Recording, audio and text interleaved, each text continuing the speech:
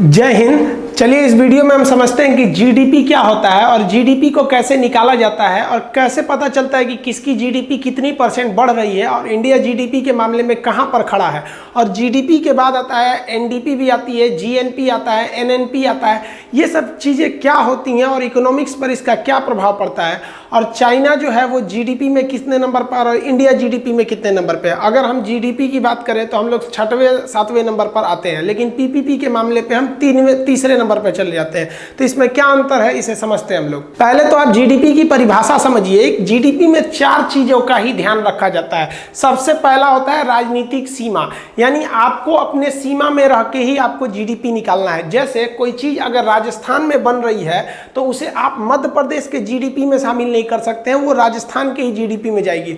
वैसे ही अगर कोई चीज इंडिया में बन रही है तो उसे आप चाइना की जीडीपी में नहीं शामिल कर सकते हैं। जैसे चाइना की कोई कंपनी, मान लीजिए क्यूकी नाम की एक कंपनी है क्यू, तो वो इंडिया में आके घड़ी बना रही है, सपोज की यहाँ पे, तो वो घड़ी इंडिया में बन रहा है, भले चाइना की कंपनी बना रही है, तो वो इंडिया की जीडीपी में आएगा। तो जो भी जीडीपी होती है वो एक राजनीतिक सीमा के अंडर में ही आती है जीडीपी, और 1 साल के लिए अमूमन जीडीपी को निकाला जाता है। इसमें 2 जगह आदमी फंसता है, वस्तु एवं सेवाओं को शामिल किया जाता है और उनका अंतिम मूल्य शामिल किया जाता है। तो सबसे पहले हम अंतिम मूल्य समझते हैं, किसी चीज के अंतिम मूल्य क्या होता है, फिर वस्तु और सेवा समझेंगे, फिर राजनीतिक सीमा समझेंगे। अंतिम मूल्य उसे कहते हैं, ये लास्ट कॉस्ट जो होता है, लास्ट प्राइस, जो जिसका हम पैसे देते हैं। कोई भी चीज कई कंपोनेंट से मिलकर बनी होती है, जिसे हम पहली, दूसरी या तीसरी चीज कहते हैं, लेकिन लास्ट जिसका हम पेमेंट देते हैं उसे हम अंतिम मूल्य कहते हैं। जैसे आप कोई लैपटॉप खरीदते हैं तो लैपटॉप ऐसे थोड़ी हो जाता है। इस लैपटॉप के अंदर सबसे मेन चीज जो होता है, इसका प्रोसेसर होता है, कितना फास्ट काम करेगा। अब ज्यादातर लैपटॉप्स में आपको इंटेल कंपनी का एक प्रोसेसर मिलेगा। तो आप बताइए, क्या आप प्रोसेसर खरीदने जाते हैं? आप तो लैपटॉप या कंप्यूटर खरीदने जाते हैं, लेकिन उसमें प्रोसेसर है, तो ये पहली वस्तु है। अब इसमें आपको विंडोज सॉफ्टवेयर मिलेगा। अब विंडोज किसका है? ये माइक्रोसॉफ्ट कंपनी का है। प्रोसेसर इंटेल कंपनी का है और लैपटॉप आपका मान लीजिए डेल कंपनी का है। तो आप जाते हैं खरीदने, तो आप इसका फाइनल पेमेंट देते हैं, अंतिम वस्तु का। डेल ये थोड़ी कहती कि भैया तुम 10,000 प्रोसेसर का दे दो, 2,000 विंडोज का दे दो, अब बाकी हमको दे दो। वो सारा का सारा चीज इसमें इंक्लूड रहता है। इसी को हम कहते हैं अंतिम वस्तु। तो ये हो गया पहली, ये हो गया दूसरी, ये हो गया अंतिम। इसको और एग्जांपल में समझिए कि कोई भी बिल्डिंग वगैरह बनता है तो उसमें ईंटा लगता है, सीमेंट लगती है, मजदूरी लगती है, छड़ लगता है, बहुत सी चीजें लगता है। इन सब को मिलाकर एक बिल्डिंग बनती है। आप कोई बिल्डिंग या फ्लैट खरीदने जाते हैं तो आपसे लास्ट कॉस्ट बताया जाता है, अंतिम मूल्य बोला जाता है कि इतना हमको, मान लीजिए कि 50 लाख का हमको एक घर ये है, इसका रेट। इसमें अलग अलग वस्तु का रेट शामिल नहीं होता। वो थोड़ी कहेगा कि इसमें 2 लाख का ईंटा लगा है, आप कहिएगा भाई साहब थोड़ा 2 लाख कम कर दिए, तो कहेगा ठीक है ईंटा निकाल देते हैं, बाकी बिल्डिंग तुम्हारी हो जाएगी, सीमेंट निकाल देते हैं। ये सब नहीं होता है, उसमें हर एक चीज को इंक्लूड किया जाता है। तो हमेशा जो जीडीपी काउंट किया जाता है वो अंतिम वस्तु पर काउंट किया जाता है। जैसे आप एकदम छोटा एग्जाम्पल समझिए कि समोसा, तो समोसा में ना आपका उसमें आलू का चोखा भरेगा, उसमें कुछ मसाला वगैरह डालेगा, मैदा में उसको लपेटेगा, फिर तेल में फ्राई करेगा, तब ना समोसा होगा। समोसा जाते हैं खरीदने तो क्या कहता है कि 1 रुपया मैदा का, 2 रुपया आलू का, 8 आना तेल का, उसमें जो चटनी दिए उसका, मिर्चा उसका, ये सब अलग अलग काउंट करता है। कभी नहीं करेगा आपसे 7-8 रुपया लेगा, कहेगा कि भैया ये एक समोसा का अंतिम मूल्य है। तो कभी भी हम पेमेंट किसके बदले देते हैं? क्या पहली वस्तु का पेमेंट देते हैं? ना दूसरी वस्तु का देते हैं। हम पेमेंट देते हैं अंतिम वस्तु का पेमेंट देते हैं। कहीं भी हमको पेमेंट करना होता है अंतिम वस्तु का।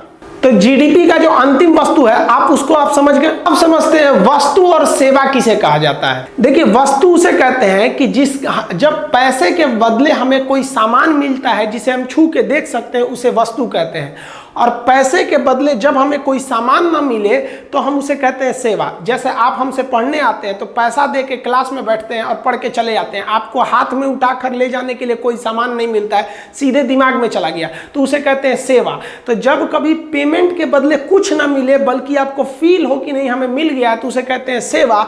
और अगर सामान मिल गया तो उसे हम क्या कहते हैं? वस्तु। जैसे आप होटल में खाना खाने जाते हैं तो जो मैनेजर को पैसे देते हैं वो आप पैसे उस वस्तु के बदले दिए जो उसने आपको खाने के लिए दिया, लेकिन जो वेटर को टिप देते हैं 10-20 रुपए, वो क्या है? वो सेवा के बदले दिए कि वेटर आपको ले आके रखा, नहीं तो खुद जाके आपको ले आना पड़ता। तो वो हो गई आपकी सेवा। इंडिया में अलग अलग टाइप की वस्तुओं का निर्माण होता है, जैसे कार वगैरह का निर्माण हो गया, इलेक्ट्रिक सामानों का निर्माण हो गया, बिजली घर, कोयला, सीमेंट फैक्ट्री हो गया, मोबाइल बनते हैं, कैमरा बनता है, हर एक चीज के बनते हैं सब। आपके बिल्डिंग इक्विपमेंट में कुदारी, मान लीजिए करनी, बसूले, सब चीज बनते हैं सब यहाँ पे। ये जितनी चीजें बन रही है, जैसे हॉस्पिटल इक्विपमेंट हो गया, उसका ऑक्सीजन सिलेंडर बनेगा, आपका बेड बनता है, वेंटिलेटर बनता है, लाइट्स बनते हैं, ये आपका जो खेती के इक्विपमेंट होते हैं ये भी कहीं ना कहीं फैक्ट्री में बन रहे होते हैं सब। ये दूध बन रहा होता है, कोल्ड ड्रिंक, पेप्सी, ये सब जितनी चीजें हैं ये सब क्या है सब भाई, ये गुड्स है, सब सामान है जिसका उत्पादन इंडिया में हो रहा है। जैसे कपड़ा का उत्पादन हो गया, खेलने वाली चीजों का उत्पादन हो गया, ये सब क्या चीज आ जाते हैं, सब गुड्स हो जाते हैं सब। अब हिंदुस्तान में करोड़ों चीजें बनती हैं सब, इसका ही हिसाब रख लेना जीडीपी कहलाता है। तो जीडीपी में हम केवल वस्तु को तो शामिल करते हैं, साथ ही साथ हम सेवाओं को भी शामिल कर देते हैं। सेवा में देखेंगे तो जितना भी ट्रांसपोर्ट है वो सेवा तो करता है, पैसा लेता है, हमें कुछ देता थोड़ी है। एयर इंडिया के जहाज में बैठेंगे तो क्या जहाजिया दे देगा आपको, दिल्ली से उठा के आपको लखनऊ छोड़ देगा कि पूरा जहाज दे देगा आपको। ट्रेन हो गया, बस हो गया, कोई भी ट्रांसपोर्ट हो गया, वो क्या है, सेवा है, पैसा लेके बदले में हमें यहाँ से वहाँ पहुँचा देता है। बैंकिंग, LIC क्या है, सेवा है। स्कूल, कोचिंग, ये सब की सब क्या है, सब सर्विस सेक्टर है, सब सेवा का चीज हो गया आपका। जितने भी टेलीकॉम कंपनी है, जियो है, आप कहते हैं हेलो तो आपको क्या पहुंचा देता है यहाँ से वहाँ, केवल आपकी आवाज़ को पहुंचा देता है और आपके काम को आसान कर देता है। हालांकि हम सेक्टर्स पे एक अलग भी वीडियो बनाए हैं कि कितने सेक्टर्स के इंडस्ट्री होते हैं, तो ये भी सेवा सेक्टर होता है। ब्यूटी पार्लर में भी देखते हैं ना, यहाँ पे कोई चमगादड़ घुसती है, परी बन के निकल जाती है, तो ये क्या करता है, सेवा बन कर देता है उसका, एकदम बढ़िया से उसका कलर वलर बदल देता है, खूब मेकअप वेकअप करके। सैलून भी क्या है, वो सेवा है। जिम भी क्या है, सेवा है। तो जीडीपी में आप अंतिम वस्तु समझ गए, हमें किस चीज का प्राइस जोड़ना है, अंतिम वस्तु का, और किस किस चीज का। तो वस्तु और सेवा का अब आप सोचिए कि अकेले जियो कितना करोड़ कमाया, एयरटेल कितना कमाया, अमूल दूध वाला, सुधा दूध वाला, सोनी कंपनी वाला, अब बताइए कितनी कंपनियां हैं, वो कितना पैसा कमा रही होंगी। उन सारे के सारे को जोड़िएगा तो आपका क्या आएगा, इंडिया की जीडीपी निकलती है। अभी और कुछ है जीडीपी में, आप समझते हैं राजनीतिक सीमा, एक साल तो समझ में आ ही गया होगा कि साल किसे कहा जाता है। राजनीतिक सीमा क्या होता है, देखिए ये जो नक्शा दिख रहा है ये हमारा भौगोलिक सीमा है, भूगोल के हिसाब से। लेकिन इकोनॉमिक्स इस भूगोल के सीमा से भी बड़े सीमा को मानता है, वो कहता है हमको पॉलिटिकली बाउंड्री चाहिए, राजनीतिक सीमा। जैसे कोई यहाँ पर मछली पकड़ने चला आया तो ये इसकी राजनीतिक सीमा है। मान लीजिए यहाँ से कोई पेट्रोल निकाल रहा है, मछली पकड़ने वाला क्या हो गया, राजनीतिक सीमा। कोई यहाँ समुद्र से पेट्रोल निकाल रहा है तो ये हमारे भौगोलिक सीमा में नहीं है, लेकिन हमारे राजनीतिक सीमा की वजह से भी ये हमारी ही जीडीपी में आएगा। अब जैसे एयर इंडिया का जहाज है, अब वो इंडिया से गया, किसी को दुबई छोड़ के आया, तो इंडिया तो क्रॉस करके दुबई चला गया, तो आप कहेंगे कि आप बताए थे सर जीडीपी में हमारी अपनी सीमा होनी चाहिए। तो भौगोलिक सीमा नहीं, राजनीतिक सीमा। वो भले दुबई गया है, दिल्ली से गया है दुबई, लेकिन उस पर राजनीतिक रूप से भारत का अधिकार है। तो एयर इंडिया की सारी इनकम किस में आ जाएगी, जीडीपी में। हमारे जो दूतावास है, जैसे मान लीजिए पाकिस्तान में है, इंग्लैंड में, वो दूतावास, और वो दूतावास वहां पर किसी का काम करता है। जैसे मान लीजिए किसी का पासपोर्ट खत्म हो गया तो वहां पे फीस देगा ना कि भैया मेरा पासपोर्ट का डेट खत्म हो गया, आप बना दीजिए। तो वो जो फीस होती है एम्बेसी की, दूतावास की, वो हमारे भौगोलिक सीमा में नहीं है, लेकिन राजनीतिक सीमा में वो भी चली आती है। तो ये चारों चीज अगर याद हो गया तब हम आगे बढ़ते हैं जीडीपी समझाने के लिए। ये तो बेसिक चीज हो गया। तो जीडीपी में क्या रखते हैं, राजनीतिक सीमा के अंतर्गत एक साल में उत्पादित होने वाली सभी गुड्स यानी वस्तु एवं सर्विस यानी सेवाओं का अंतिम मूल्य को आप शामिल कर लेते हैं तो उसी को जीडीपी कहते हैं। मोदी जी ने कहा है ना कि हमें अपनी जीडीपी को 5 ट्रिलियन बनाना है। हालांकि अभी हम लोग 2.8 मतलब लगभग 3 ट्रिलियन पे हम लोग हैं, हमें जाना कहाँ है, 5 ट्रिलियन पर जाना है। अब जीडीपी का फुल फॉर्म होता है ग्रॉस डोमेस्टिक प्रोडक्ट। ग्रॉस का मतलब होता है सकल, सकल का मतलब है टोटल, टोटल मतलब समझ गए आगे, टोटल कितना आपने उत्पादित किया। तो ग्रॉस डोमेस्टिक मतलब अपने घर में यानी अपने देश अपनी सीमा के अंतर्गत आपने कितना उत्पादन किया, इसी को कहते हैं सकल घरेलू उत्पाद। यानी टोटल आपके घर में कितना उत्पादन हुआ उसी को हम क्या कहेंगे, जीडीपी। सपोज कर लीजिए ये हमारा इंडिया है, एक रफली हम ऐसे समझा दिए।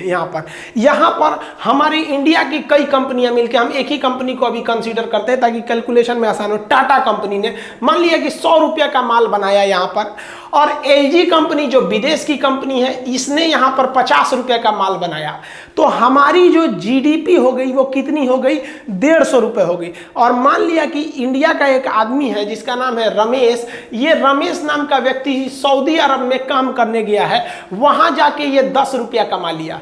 तो आप कहेंगे कि सर GDP कितनी हुई, तो देखिए GDP में हम अपनी सीमा के बाहर नहीं जाते हैं, तो हमारी जो GDP हो गई ग्रॉस डोमेस्टिक प्रोडक्ट, यहाँ डोमेस्टिक शब्द ध्यान दीजिएगा कि घरेलू उत्पाद हमारे घर में कितना हुआ है, तो ये घरेलू उत्पाद कितना हो जाएगा, GDP हमारा 50 और ये 100 150 हो जाएगा। जबकि रमेश की आय को हम नहीं शामिल करेंगे क्योंकि वह सीमा के बाहर चला गया। भले हमारा है तो क्या हुआ, हमारी सीमा के बाहर गया, हम उसे शामिल नहीं करते हैं। तो GDP जो होता है ये अच्छा भी है और ख़राब भी है। GDP से हमें ये पता चलता है कि हमारे यहाँ किसी चीज़ का उत्पादन कितना हो रहा है। अगर GDP ज़्यादा है तो आपके यहाँ उत्पादन ज़्यादा हो रहा है, इसका मतलब आपके यहाँ लोगों को रोजगार ज़्यादा मिलेगा और सरकार को टैक्स ज़्यादा मिलेगा। और विदेशी कंपनियाँ भी इसको अच्छा मानती है कि उत्पादन ज़्यादा हो रहा है, इसका मतलब वहाँ उत्पादन करने की क्षमता ज़्यादा है, तभी तो उत्पादन ज्यादा हो रहा है। क्या रेगिस्तान में कभी बागीचे का उत्पादन हो सकता है? नहीं हो सकता है। जहां हरी भरी फसल उग रही है मतलब वहां की जमीन अच्छी है। तो GDP अच्छा मतलब आपका देश अच्छा, और GDP चौपट मतलब आपका देश का चौपट होना फिक्स है।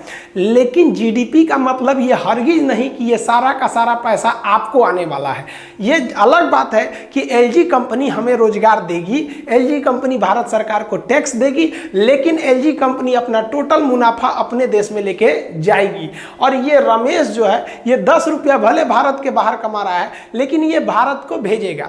तो GDP जो है वो ग्रॉस यानी टोटल डोमेस्टिक प्रोडक्ट को दिखा रहा है, आपके घरेलू उत्पाद को दिखा रहा है, लेकिन ये आपके अपने प्रोडक्ट को नहीं दिखा रहा होता है। लेकिन अगर हम आपको कह दें कि ये GDP आपके नेशनल प्रोडक्ट है, आपका राष्ट्रीय उत्पाद है, तो गलत है। ये राष्ट्रीय उत्पाद नहीं है, ये हमारे घरेलू एरिया में उत्पादित हो रहा है, लेकिन 100% ये हमारा नहीं है। इससे यही दिखता है कि सरकार को टैक्स ज़्यादा मिलेगा, रोजगार होगा और उस देश का उत्पादन क्षमता बढ़ेगा। इसे देखकर विदेशी कंपनियां भारत में आएंगी। तो अब बात कर लेते हैं उस पैसे का जो भारत के काम में आने वाला है, यानी जो हमारे राष्ट्र का पैसा है, नेशनल इनकम है, तो उसे कहते हैं ग्रॉस। देखिए मैथ में टोटल चीज़ों को हम टोटल कहते हैं, लेकिन इकोनॉमिक्स में हम टोटल ना करके ग्रॉस कहते हैं। तो ग्रॉस नेशनल प्रोडक्ट, सकल राष्ट्रीय उत्पाद, देखिए वो घरेलू था यानी हमारे घर में हो रहा था, और ये हमारे राष्ट्र का पैसा है, तो इसलिए इसको हम शॉर्टकट में GNP कहते हैं। अब आप ही से कहते हैं GNP यानी राष्ट्र का पैसा कैसे निकालेंगे। आप इस GDP में से, यानी जो इस बाउंड्री के अंदर है, इसमें से आप ये विदेशी वाला पैसा निकाल दीजिए और ये जो बाहर है रमेश, इसको जोड़ दीजिए, तो ये क्या बन जाएगा, आपका GNP बन जाएगा। तो हम ये लिख सकते हैं कि GNP बराबर जो GDP है, इसी GDP में हम रमेश के पैसे को जोड़ दें और ये LG का पैसा घटा दें, तो हमें क्या मिल जाएगा, GNP मिल जाएगा। तो इसी को कहते हैं प्लस x माइनस वाई। यहाँ हम x किसको मान लिए हैं, रमेश के पैसा को x मान लिए हैं, और जो LG का पैसा उसे हम y मान लिए हैं। तो इसे को कहते हैं हम GNP। यहाँ GNP कितना हो गया भाई, तो आप देखिए GDP यहाँ पर ये 100 रुपया हमारा क्या है, टाटा का, इंडिया का ही, और रमेश वाला 10 जोड़ दीजिए, 110 हमारा क्या हो जाएगा, GNP। तो एक आप डायरेक्ट निकाल सकते हैं कि एक अपना देख लीजिए, एक बाहर वाला देख लीजिए। और नहीं, अगर आप फॉर्मूला के हिसाब से निकालेंगे तो पहले GDP निकालिए, फिर इसमें रमेश वाला जोड़ के इसको घटाइए, आंसर तो सेम आने वाला है। तो यहाँ देखिए, आपको यहाँ लिख देते हैं GDP कितना आया है, 150। अब इसमें प्लस करते हैं रमेश का इनकम, रमेश का इनकम यानी x 10 रुपया है, माइनस करते हैं हम यहाँ LG का कितना है, 50। तो ये हो गया आपका 160 माइनस 50 कितना आ गया, 110। तो ये 110 रुपया हमारा GNP हो गया। अब आप बताइए, हमारा GDP ज्यादा दिख रहा था, लेकिन जो हमारे काम लायक था GNP वो तो कम हो गया। तो अमूमन जो देखा जाता है वो GDP बड़ा होता है और GNP छोटा होता है। लेकिन एक अर्थव्यवस्था होती है, एक इकोनॉमी होती है जिसे कहते हैं क्लोज्ड इकोनॉमी। क्लोज्ड इकोनॉमी को हम कहते हैं बंद अर्थव्यवस्था। उसमें ना आयात हो सकता है ना निर्यात हो सकता है। तो जब आयात नहीं होगा, निर्यात नहीं होगा, तो इस फॉर्मूला के हिसाब से देखिए ना एक्स और वाई ये दोनों नहीं रहेंगे तो उस कंडीशन में जीडीपी और जीएनपी क्या हो जाएंगे, बराबर हो जाएंगे।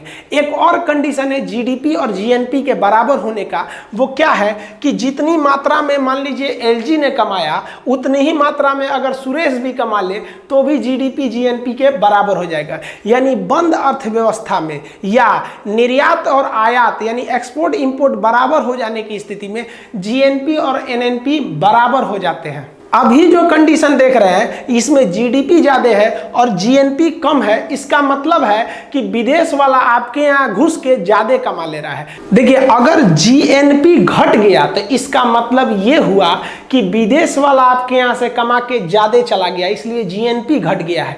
जीएनपी को ज्यादा रहना चाहिए अगर आपको ज्यादा फायदा चाहिए तब, लेकिन ऐसा नहीं है, जीडीपी से भी फायदा होता है हम लोग को टैक्स जो मिल जाते होते हैं। तो जीडीपी और जीएनपी आप समझ में आ गया। जैसे हम आपको एग्जांपल देते हैं, आप बताएंगे जो जियो है, रिलायंस जियो, ये जो जितनी चीज सर्विस का जो उत्पादन कर रहा है वो किस में जाएगा, वो इधर से तो जीडीपी में जाएगा ही जाएगा, साथ ही साथ वो जीएनपी में भी आएगा क्योंकि वो इंडिया का नेशनल चीज है।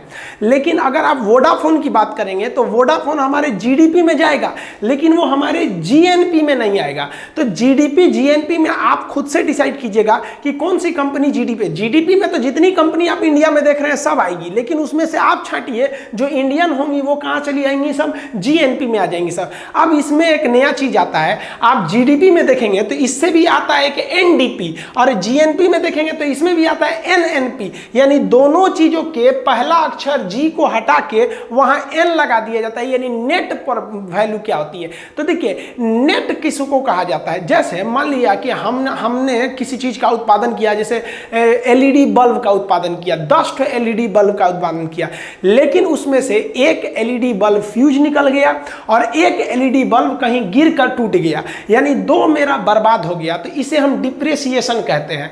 तो दो ठो जो बर्बाद हो गया ये हमारा जो ग्रॉस प्रोडक्शन था, टोटल उत्पादन था, वो तो था 10 एलईडी बल्ब का, लेकिन टूट फूट हो गया 2 ठो का, तो नेट प्रोडक्ट नहीं है। अब हमको नेट मेरी वैल्यू आएगी केवल 8 एलईडी बल्ब के बराबर। देखिए अब नेट वैल्यू कैसे निकालते हैं, जैसे यहां जीडीपी है तो ये ग्रॉस वैल्यू है यानी टोटल है, नेट वैल्यू नहीं है। नेट निकालने के लिए जी हटा के वहां एन लिखना पड़ेगा।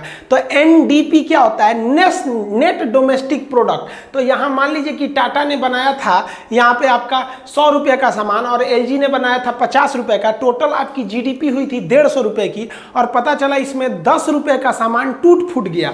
तो आप यहां पे इसमें से 10 रुपया माइनस करिएगा तो आपकी टोटल एनडीपी कितनी हो गई, 10 रुपये आपको माइनस करना पड़ेगा डी की वैल्यू। तो जीडीपी थी आपकी 150, 10 रुपए का सामान टूट गया, आपकी एनडीपी कितनी हो गई भाई, आपकी एनडीपी हो गई 140 रुपए की। अब इसमें से भी देखिएगा तो ऐसा भी तो हो सकता है कि टाटा का 8 रुपए का सामान टूटा होगा और एलजी के 2 रुपए का सामान में टूट फूट या मशीनों में घिसावट आई होगी, तो टोटल हमने डी की वैल्यू कितनी लगाई थी, 10 रुपए। तो यहां पे आप बताइए जीडीपी तो 150 था, लेकिन एनडीपी जो टूट फूट निकालने के बाद नेट वैल्यू आया था, यानी शुद्ध घरेलू उत्पाद, नेट को बोलते हैं शुद्ध, वो कितना आ गया 140। और अगर हम यहीं इधर कह दे कि नहीं इधर भी बताइए जीएनपी में भी टूट फूट निकाल कर नेट वैल्यू निकालिए, तो नेट वैल्यू में हम क्या करते हैं, मूल्य ह्रास घटा देते हैं यानी डिप्रेसिएशन। अब आप बताइए इसमें क्या किए थे कि हमने जीडीपी में से हमने किसको निकाल दिया था, जीएनपी कैसे निकाला जाता है, टोटल अपना वाला यानी टाटा वाला निकाल दीजिए और रमेश वाला। अब देखिए टाटा का यहां पर इनकम कितना था भाई साहब, 100 रुपए, तो टाटा का था 100 और रमेश का कितना था 10, तो टोटल हमारा जीएनपी कितना आ गया 110। लेकिन रमेश वाले में तो किसी भी प्रकार का मूल्य ह्रास यानी डिप्रेसिएशन टूट फूट नहीं हुआ, लेकिन टाटा का सामान कितना का टूट गया था 8 रुपए का। तो फिर यहां पर डी की वैल्यू कितनी आ गई है 8, तो यहां जीएनपी कितना है 110 और 8 टूट फूट है, यानी यहां पर कितना आ गया आपका जीएनपी 102 रुपए आ गए यहां पर। तो ये मूल्य ह्रास यानी डिप्रेसिएशन अगर आप घटा देते हैं तो उसे हम शुद्ध वैल्यू या नेट वैल्यू कहते हैं। ये दोनों में शुद्ध वैल्यू निकाला जाता है, जीडीपी साइड से भी और जीएनपी साइड से भी निकाला जाता है। दोनों के लिए फॉर्मूला एक कि टूट फूट घटाइए। यहां हमने 10 रुपये टूट फूट को घटाया क्योंकि 2 रुपये के टूट फूट एलजी में हुआ था और टाटा में हुआ था, लेकिन यहां हम केवल 8 रुपये ही घटाए क्योंकि जीएनपी यानी नेशनल प्रोडक्ट में हम तो एलजी वाले को शामिल ही नहीं किए तो उसके टूट फूट को क्यों शामिल करेंगे। तो आप ये समझ गए कि कितने टाइप के होते हैं। यहाँ 4 चीज आप समझे, जीडीपी, जीएनपी, और दोनों का शुद्ध वैल्यू यानी एनडीपी और एनएनपी को आप समझे, चारों टाइप को। अगर आप भारत की जीडीपी की बात करेंगे तो ट्रिलियम में होगा। ट्रिलियम कैसे, देखिए ध्यान से, अंग्रेज जो इंग्लिश पद्धति होती है, हम लोग तो 2 जीरो को फॉलो करते हैं, वो लोग 000 को फॉलो करते हैं। यानी 3 ठो अगर जीरो आप बना दिए यहाँ पर तो आप समझिए कि ये 1000 वैल्यू है 3 जीरो पर। 3 जीरो और लिखिए तो ये 1000 के बाद एक ही बार किस में चला जाता है, मिलियन में। और 3 जीरो कर दीजिएगा तो ये चला जाएगा बिलियन में। और 3 जीरो कर दीजिएगा तो ये चला जाएगा ट्रिलियम में। तो ये ट्रिलियम होता है, इतना ही। अब हमको अपनी जीडीपी कितनी करनी है भाई, तो हमको जीडीपी करनी है 5 ट्रिलियम करनी है, 5 ट्रिलियम। तो 5 ट्रिलियन डॉलर जीडीपी करने में अभी बहुत ज्यादा टाइम लग जाएगा। तो अभी यहाँ देखिए हम लोग की जो जीडीपी आगे अटकी है वो 6वें या 7वें स्थान पर रहती है, क्योंकि दोनों में ज्यादा का अंतर नहीं है। हमसे थोड़ा सा नीचे है फ्रांस, कभी फ्रांस आगे चला जाता है तो कभी हम पीछे चले जाते हैं। अभी फ्रांस हमसे थोड़ा सा आगे निकल गया है जीडीपी के मामले में। अब उसके कई रीजन थे जो जीडीपी में आगे निकल गया। देखिए इस जीडीपी में हम लोग का जो यहाँ पे जीडीपी आपको दिख रहा है लगभग 3 ट्रिलियन डॉलर की। तो ये जो जीडीपी में आप भी बताइए, जितने चीजों का आप यूज कर रहे हैं वो कहीं ना कहीं बनी होगी और जीडीपी में जुड़ गया होगा, उसकी वैल्यू जुड़ गई होगी।